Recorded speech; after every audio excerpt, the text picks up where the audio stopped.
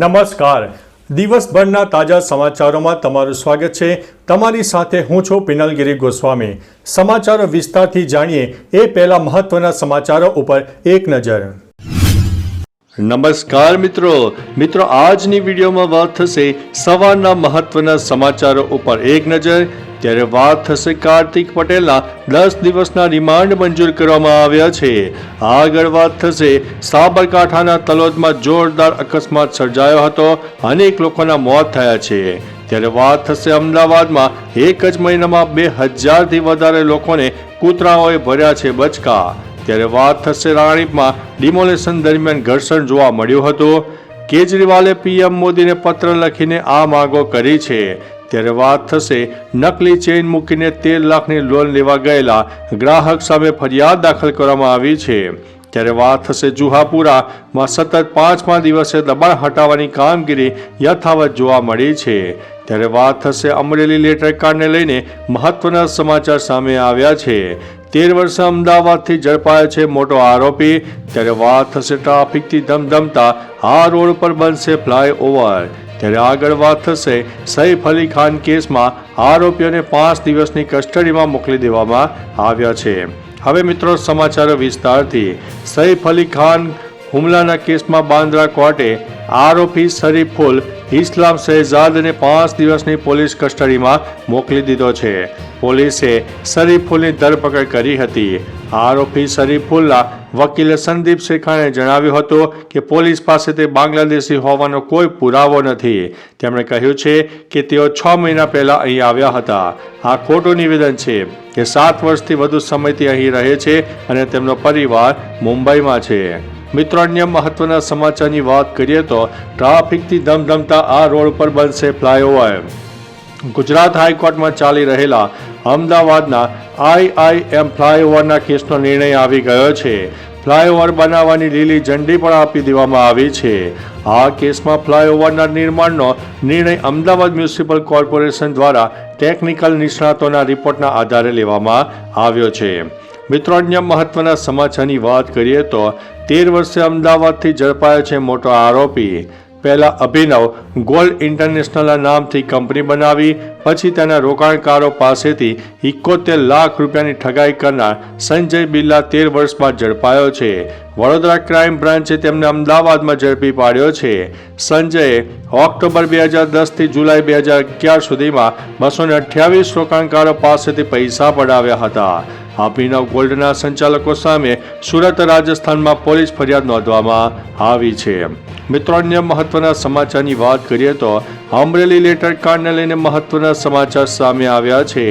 Amreli letter કાંડમાં અવનવા ચોંકાવનારા ખુલાસા પણ સામે આવી રહ્યા છે. નીલિતરાય અમરેલી જશે, પોલીસ પર પાયલ ગોટીએ માર માર્યાનો આક્ષેપ લગાવ્યો છે. આ કાંડમાં અત્યાર સુધીમાં 4 આરોપીઓની ધરપકડ કરવામાં આવી છે. આ કેસમાં ભારે વિવાદ આરોપીઓનો સરઘસ કાઢવામાં આવ્યો ત્યારે વધ્યું હતું. જોકે પાયલ ગોટીનું પણ સરઘસ કાઢવામાં આવ્યું હતું. મિત્રો અન્ય મહત્વના સમાચારની વાત કરીએ તો જુહાપુરામાં સતત 5મા દિવસે દબાણની કાર્યવાહી. અમદાવાદમાં AMC દ્વારા ઘણા વિસ્તારોમાં ગેરકાયદેસર દબાણો હટાવવાની કામગીરી હાથ ધરવામાં આવી છે. ત્યારે જુહાપુરાથી સોનલ 4 રસ્તા સુધી સતત 5મા દિવસે પણ દબાણ હટાવવાની કામગીરી હાથ ધરવામાં આવી હતી. લોકો પોતાની રીતે ગેરકાયદેસર બાંધકામ તોડી રહ્યા છે, તો બીજી બાજુ જમાલપુર કાચની મસ્જિદ પાસે પણ દબાણો હટાવવાની કામગીરી હાથ ધરવામાં આવી હતી. મિત્રો અન્ય મહત્વના સમાચારની વાત કરીએ તો નકલી ચેઇન મૂકીને 13 લાખની લોન લેવા ગયેલા ગ્રાહક સામે ફરિયાદ દાખલ કરવામાં આવી છે. ગોંડલના કોલેજ ચોક ખાતે આવેલ ગોલ્ડ લોન બેંકમાં નકલી ચેઇન ગીરવે મૂકીને 13 લાખની લોન લેવા ગયેલા શખ્સનો ભાંડો ફૂટ્યો છે. આ મામલે બ્રાન્ચ મેનેજરે ફરિયાદ નોંધાવતા પોલીસે ગણતરીના કલાકોમાં આરોપીને દબોચી લઈને ગુનાનો ભેદ ઉકેલી નાખ્યો છે. આ વ્યક્તિ નકલી ગોલ્ડ લઈને બેંકમાં લોન લેવા માટે પહોંચ્યો હતો, પરંતુ તેની ચોરી પકડાઈ ગઈ અને તેની સામે પોલીસે કાર્યવાહી પણ શરૂ કરી છે. મિત્રો અન્ય મહત્વના સમાચારની વાત કરીએ તો કેજરીવાલે પીએમ મોદીને પત્ર લખીને આ માંગ કરી છે. દિલ્હીના પૂર્વ સીએમ અરવિંદ કેજરીવાલે પીએમ મોદીને પત્ર લખ્યો છે, જેમાં તેમણે માગ કરી છે જો કેન્દ્ર અમને જમીન આપે તો દિલ્હી સરકાર સરકારી કર્મચારીઓ માટે ઘર બનાવશે. જ્યારે સરકારી કર્મચારીઓ નિવૃત્ત થાય છે ત્યારે તેઓ રસ્તા પર આવે છે અને ઝૂંપડપટ્ટીમાં રહેવા માટે મજબૂર થાય છે. ઘર બનાવવાથી તેઓ સરકારી નોકરીમાંથી નિવૃત્તિ પછી કાયમી અને સારા આવાસનો લાભ મેળવી શકશે.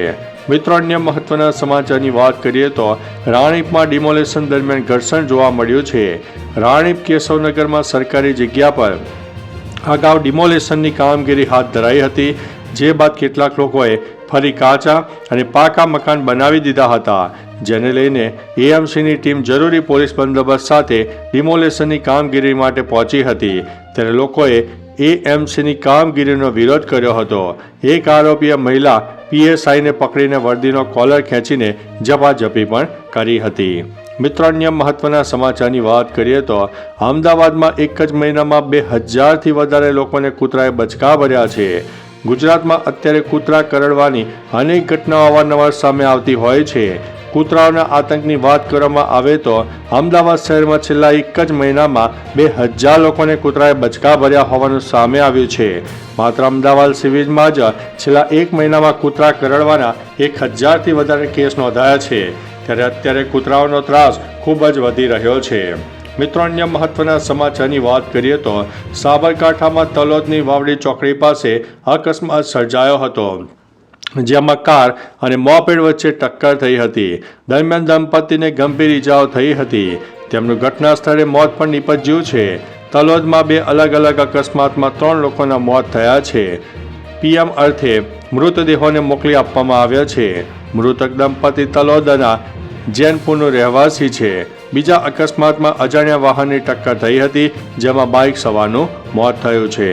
મિત્રો, અન્ય મહત્વના સમાચારની વાત કરીએ તો કાર્તિક પટેલના 10 દિવસના રિમાન્ડ મંજૂર કરવામાં આવ્યા છે. ખ્યાતિકાંડમાં મુખ્ય આરોપી કાર્તિક પટેલને કોર્ટમાં રજૂ કરાયો હતો, જ્યાં તેના 10 દિવસના રિમાન્ડ મંજૂર થઈ ગયા છે. ખ્યાતિકાંડ બાદ 65 દિવસથી ફરાર મુખ્ય આરોપીને કોર્ટમાં રજૂ કરવામાં આવ્યો હતો. કાર્તિક પટેલને લઈને 12 મુદ્દાઓ રજૂ કરીને રિમાન્ડની માંગણી કરવામાં આવી હતી. મિત્રો, અન્ય મહત્વના સમાચારની વાત કરીએ તો સવારના મહત્વના સમાચારો ઉપર એક નજર. ડોનાલ્ડ ટ્રમ્પ આજે અમેરિકાના 47મા રાષ્ટ્રપતિ તરીકે શપથ લેશે. રાહુલ ગાંધી આજે નવી દિલ્હી વિધાનસભા ક્ષેત્રમાં રોડ શોનું આયોજન કરશે.